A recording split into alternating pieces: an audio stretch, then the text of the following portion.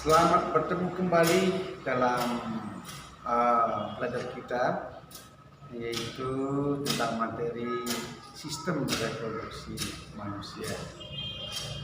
Pada kali ini Pak Guru akan menyampaikan sistem reproduksi manusia, di mana diawali dengan pembelahan sel, kemudian sistem alat reproduksi manusia khususnya pria dan wanita.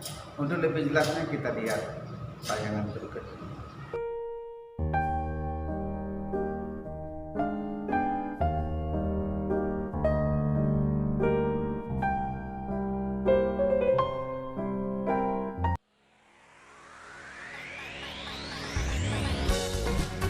Silakan subscribe, like, dan komen. Terima kasih.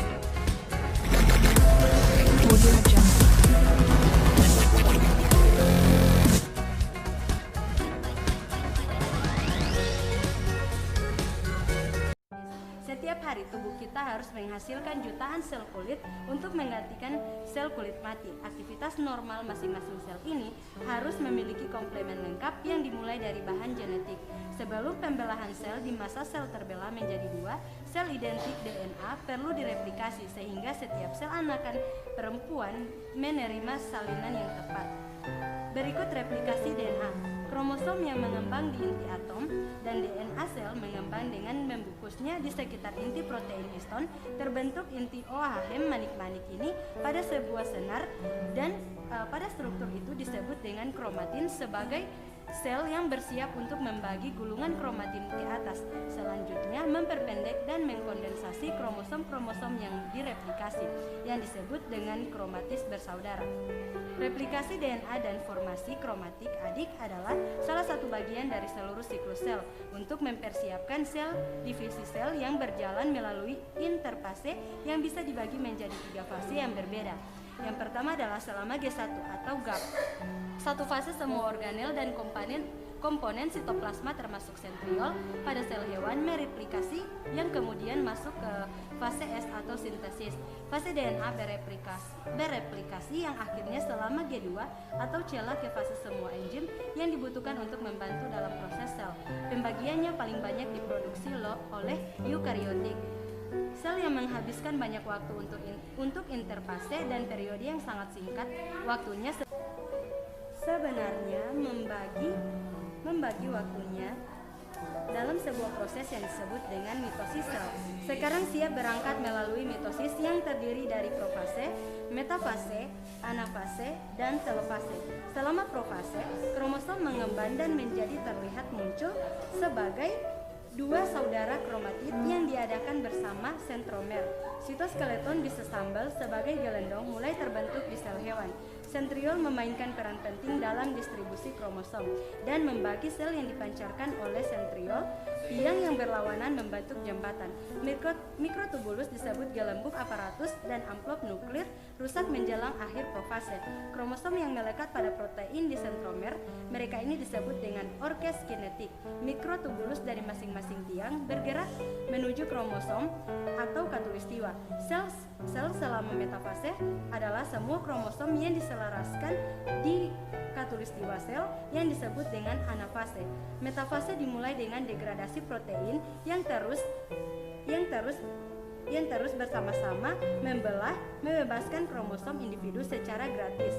Kromosom kemudian ditarik oleh mereka, yakni menggunakan ORS kinetik ke kutub yang berlawanan pada telofase. Bentuk alur pembelahan di bagian tengah sel ini lekukannya terbuat dari sabuk konstriksi yang aktin atau aktin filamen di sekitar bagian dalam kluster keliling atau sel cluster di kutub yang berlawanan dan memulai kondensasi D.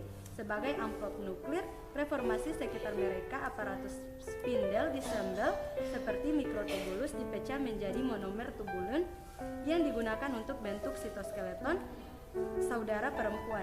Sel dalam sitokinesis sel hewan menyelesaikan pembelahan sel dan memperpanjang belahan-belahan untuk benar-benar terpisah. Sel perempuan yang baru terbentuk sedang dinding sel tumbuhan tidak bisa dibatasi dengan vena serabut vena yang membentuk membran memperluas superfisi yang disebut pelat sel seperti sel hewan dan sel tumbuhan. menggunakan sitokinesis untuk menyelesaikan pembagian dari isi sitoplasma antara dua sel identik selama siklus sel pos pemeriksaan tertentu yang ditemui untuk memastikan prosesnya terjadi secara akurat, dan jika tidak, siklus sel akan berhenti di pos pemeriksaan dan benar atau mungkin menghambat sel itu untuk membela. Pos pemeriksaan pertama adalah G1 atau sintesis.